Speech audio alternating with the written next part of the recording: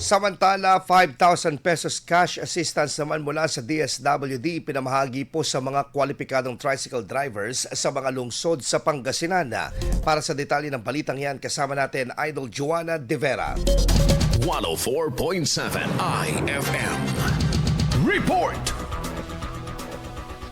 Maaga pa lang ay nakapila na ang mga tricycle drivers dito sa Urdaneta City Cultural and Sports Complex para makatanggap ng tulong pinansyal mula sa Department of Social Welfare and Development o DSWD. Isinagawa kahapon ang sabay-sabay na distribusyon ng 5,000 pesos cash assistance para sa mga rehistradong miyembro ng TODA sa 4 na lungsod sa lalawigan bilang tulong sa kanilang kabuhayan sa gitna ng krisis sa langis. Isa sa mga maaga ng pumila si Mang Doming dahil anya nararapat lamang na tiyagain ang pagpila para makakuha ng ayuda lalo at kasama umano siya sa listahan ng mga siguradong benepisyaryo. Andun po yung pangalan ko kaya nandito ako na nagtiis na pumila kahit po mainit.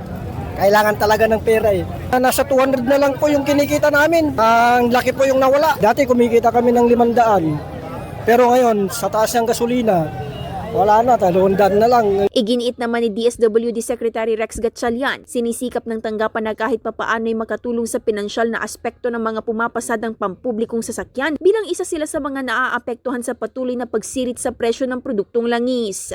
Isang lungsod ng Urdaneta City sa 4 na lungsod dito sa Pangasinan na mapapamahagian o napamahagian ng cash assistance para sa ating mga tricycle drivers.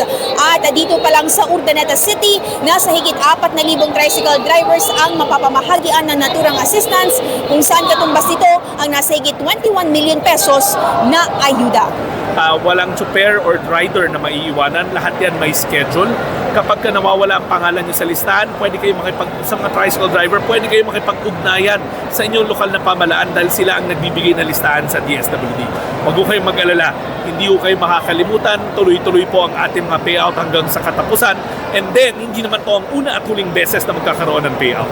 Isinagawa rin ang distribusyon sa mga lungsod ng Dagupan at San Carlos at maging sa ilang bahagi ng Ilocos Region. Tiniyak naman ang tanggapan ng patuloy na pamamahagi sa mga benepisyaryo upang maibsan ang epekto ng kasalukuyang krisis sa kanilang araw-araw na pamumuhay. Kasama mula rito sa IFM Dagupan, ito si Idol Joanna De Vera, Tatak IFM.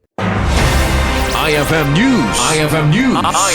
IFM News.